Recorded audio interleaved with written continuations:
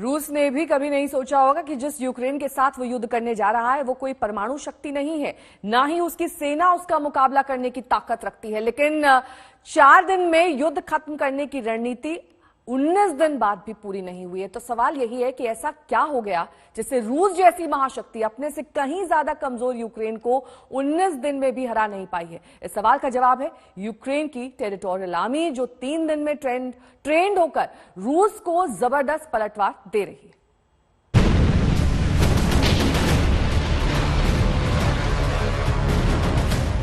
रूस ने मिसाइलों से भयानक हमले किए, रॉकेट लॉन्चर से एक के बाद एक दर्जनों रॉकेट फायर किए, क्लस्टर बमों से एक के बाद एक दर्जनों बम गिराए, लेकिन कीव अब भी नहीं जीत पाए।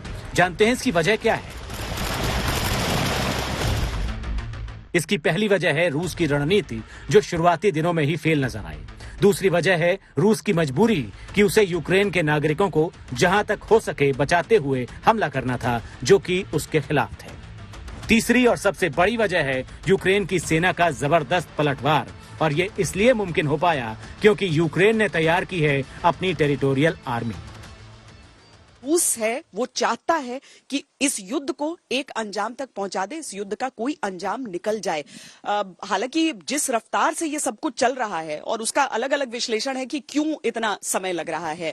क्या रूस चूंकि नहीं चाहता है कि नागरिकों पर किसी तरह का प्रहार हो, तो वो अपने हाथ बांधकर धीरे धीरे आगे बढ़ना चाहता है। दूसरी सोच ये कहती है कि नहीं, यूक्रेन की तरफ से ऐसा पलटवार मिलेगा ये सोचा नहीं था, इसीलिए रूस धीरे धीरे चल रहा है। कुछ कहते हैं कि उनका जो आर्मर्ड कॉलम, इन्फेंट्री कॉलम उनके जो है, उससे लॉजिस्टिकल कॉलम उससे तालमेल नहीं बिठा पाया है, वो दिक्कतें, उन्हें सप्लाई लाइन्स की दिक्कतें आ रही है। तो बहुत सारे इसके आकलन हो रहे हैं।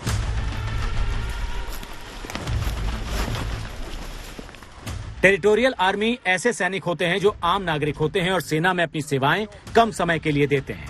आमतौर पर किसी भी टेरिटोरियल आर्मी की ट्रेनिंग 3 महीने की होती है, लेकिन यूक्रेन में इस वक्त 3 दिन में ही ट्रेनिंग दी जा रही है। और युद्ध के कई क्षेत्रों में रूस के सैनिकों पर यूक्रेन की यही टेरिटोरियल आर्मी भारी पड़ रही है। आज तक की टीम यूक्रेन के लिए लड़ने वाली टेरिटोरियल आर्मी के एक ट्रेनिंग कैंप में पहुंची। हमने इसके एक ट्रेनिंग सेशन में हिस्सा लिया, जहां यूक्रेन के सैनिक नागरिकों को बंदूक चलाने की ट्रेनिंग दे रहे हैं।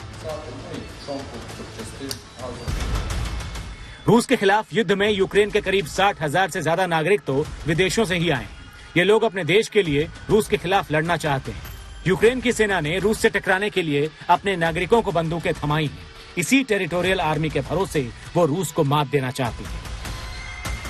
The entire training takes about 3 to 5 days, as far as I'm aware right now, because obviously there are many undertrained people joining the territorial defense with little to no combat experience.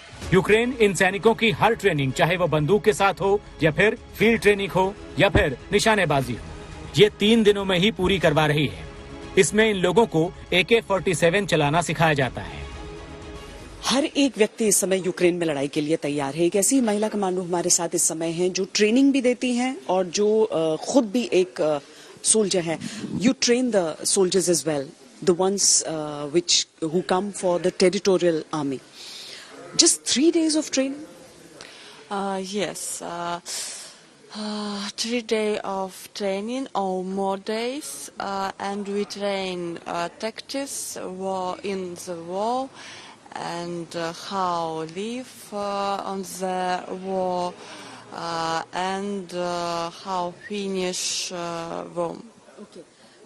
You have a Hindu name also. Your Ukrainian name and your Hindi name. Yes. My name is Olena and my spiritual name is Aditi.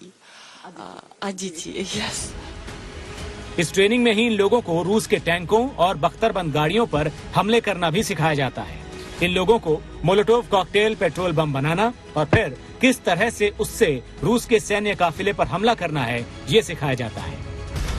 Ukraine के पास भले ही रूस के टैंकों या बख्तरबंद गाड़ियों का जवाब ना हो, लेकिन मोलोटोव कॉकटेल से हमला अभी तक रूस की ग्राउंड फोर्सेस पर काफी भारी पड़ा है।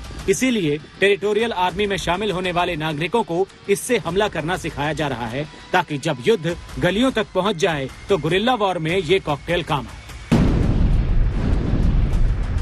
कीव से कैमरामैन पवन कुमार और मोहसिन खान के साथ श्वेता सिंह, गौरव सावंत, राजेश पवार और गीता मोहन, आज तक।